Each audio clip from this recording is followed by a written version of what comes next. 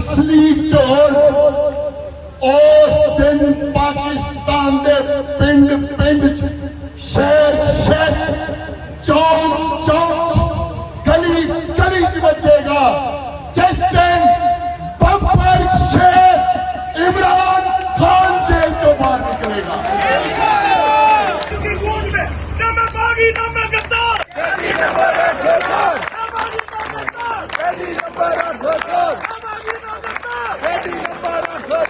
कौन बचेगा पाकिस्तान?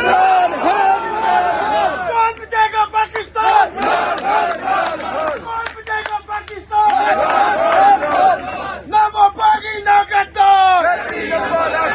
मरियम के पापा चोर है, मरियम के पापा चोर है, सारा टब्बर चोर है, सारा टब्बर चोर है। मोदी का जो यार है गद्दार है, मोदी का जो यार है गद्दार है।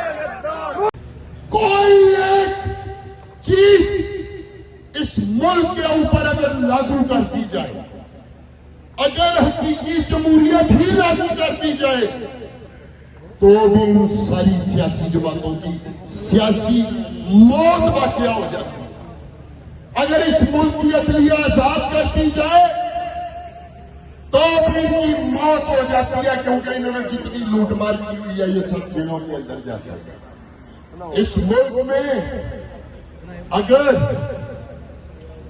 कानून की बालादस्ती हो जाए तब भी ये लोग मारे जाते हैं, जेलों में जाते हैं। लिहाजा एक बात याद रखना, ये हुक्मरान गस्बन तोला जो है ये ना पाकिस्तान में हकीकी जमहूरियत चाहता है, ना पाकिस्तान में आइन की बालादस्ती चाहता है, और ना ही पाकिस्तान की अदलिया को आजाद देखना चाहता है। मैं अब बात करना चाहूंगा मरियम बीबी। मरियम बीबी 2-4 दिन पहले आप लोगों ने सुना होगा, मरियम बीबी बयान देती है,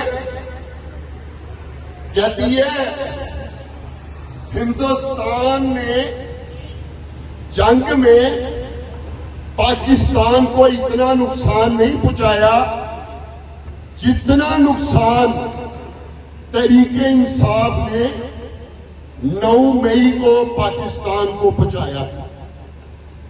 ये बयान मरियम नवाज देती थी।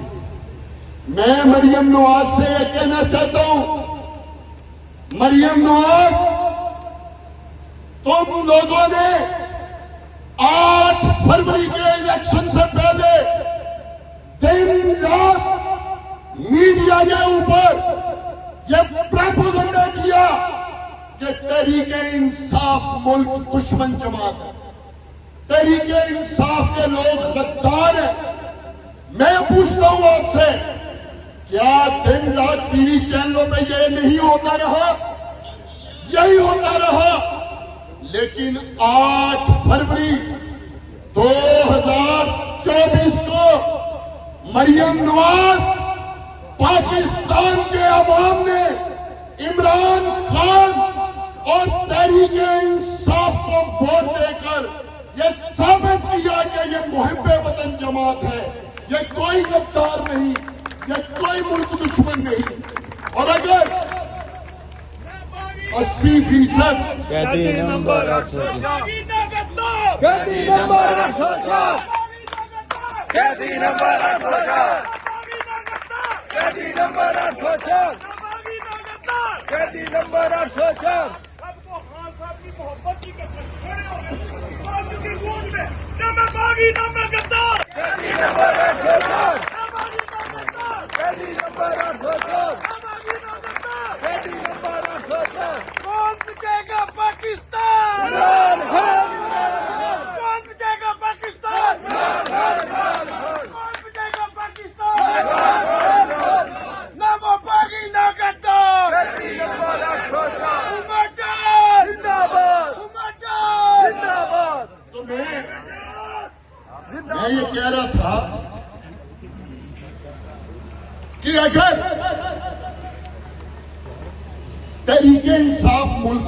जमात है, तहरीके इंसाफ गद्दार है, तो फिर 8 फरवरी 2024 जिसमें 80% पाकिस्तान की आवाम ने तहरीके इंसाफ को वोट दिया, क्या वो सब भी गद्दार है?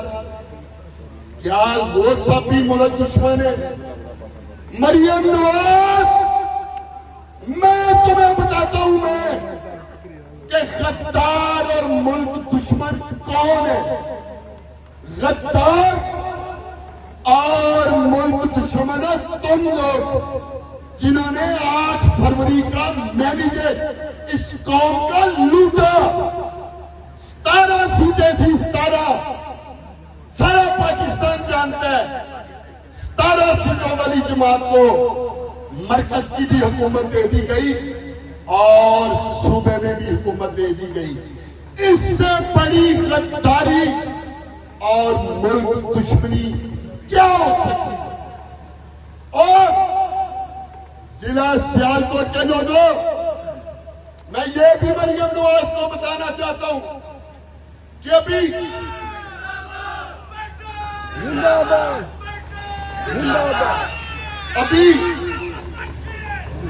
पिछले दिनों मरियम के पापा चोर है, मरियम के पापा चोर है, सारा टब्बर चोर है, सारा टब्बर चोर है, मोदी का जो यार है गद्दार है, मोदी का जो यार है गद्दार है, मोदी का जो यार है गद्दार है। अभी इमरान खान, इमरान खान पिछले दिनों अभी पिछले दिनों सियालकोट जिला के लोगों, जब भारत ने, नरेंद्र मोदी ने पाकिस्तान के ऊपर जबरदस्ती जंग मुसल्लत की, मैं आपसे पूछता हूं, आपसे सियालकोट के लोगों, आपसे आपने बताया है, क्या उस जंग के दौरान मरियम नवाज के बाप नवाज शरीफ और मरियम नवाज ने मोदी के खिलाफ कोई बयान दिया?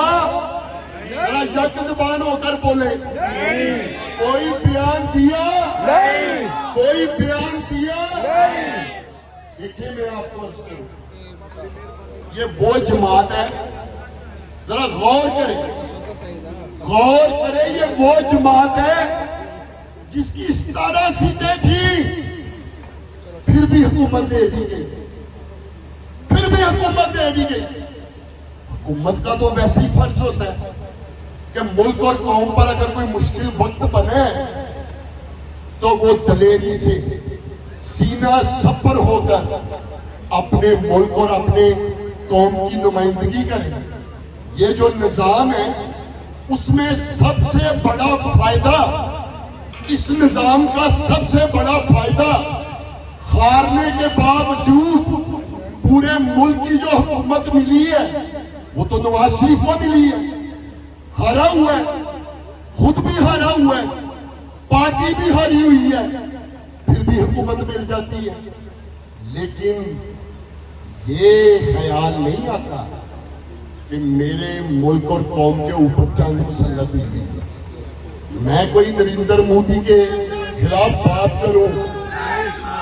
मैं सियालकोट के लोगों आपको बताना चाहता हूं, जंग के उस हालात में भी जुल्म और जबर के बावजूद अगर पाकिस्तान में कोई आवाज नरेंद्र मोदी के खिलाफ उठी दुनिया भर में, तो वो नियाला जेल से कैदी नंबर 904 की आवाज है। कौन बुझाएगा पाकिस्तान? कौन बुझाएगा पाकिस्तान? जिनको तुम गद्दार, मुल्क दुश्मन कह रही हो, और गद्दार तो तुम लोग हो, मुल्क दुश्मन तो तुम लोग हो। एक लफ्ज मोदी के खिलाफ नहीं निकला। और रही बात हमारी, हमारी बात मरियम नवाज, हमारी रगों में उन बागी बुजुर्गों का खून दौड़ रहा है, उन बागी बुजुर्गों का खून दौड़ रहा है हमारी रगों में, जिन्होंने अंग्रेजी साम्राज्य के खिलाफ बगावत करके अपनी जानों के नजराने पेश करके कायद आजम मोहम्मद अली जिन्ना की क़यादत में पाकिस्तान को हासिल किया था। और वतन से ये मोहब्बत, वतन से ये मोहब्बत हमें विरासत में मिली है, विरासत में मिली है। तहरीके इंसाफ एक पुरअमन और मुहिब्बे वतन लोगों की जमात है। अल्हम्दुलिल्लाह पाकिस्तान की आवाम को मैं सलाम इज्जत पेश करता हूँ, खराज तहसीन पेश करता हूँ। जिस तरह आज वो अल्हम्दुलिल्लाह अपने लीडर इमरान खान साहब के साथ खड़े हैं, क्योंकि और लोगों ने भी बातें करनी है। मैं आखिर में आप लोगों से सिर्फ ये अपील करूंगा कि 1 जून को आप लोगों ने भरपूर अपने घरों से निकलना है और जो हमारे उम्मीदवार का इंतखाबी निशान, क्या निशान है? एंज नहीं, एंज नहीं, सारे सारे सारे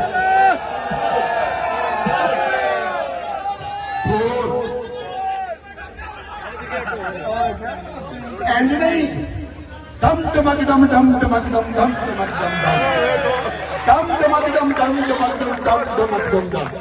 1 जून को ते ढोल बजेंगे, लेकिन असली ढोल उस दिन पाकिस्तान के पिंड पिंड, शहर शहर, चौक चौक, गली गली च बजेगा, जिस दिन बब्बर शेर इमरान खान जेल तो बाहर निकलेगा।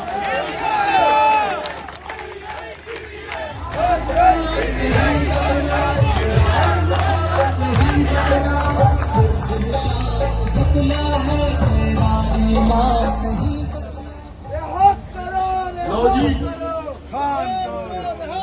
हथ झुक के, हथ झुक के ढोल दे, हथ झुक के जबरदस्त जिंदाबाद घुमन साहब। मैं तुहानू उस्मान घुमन साहब नू जिला सियालकोट की तरफ मुबारकबाद देना और तुहाडे भाइयों का शुक्रिया अदा करना।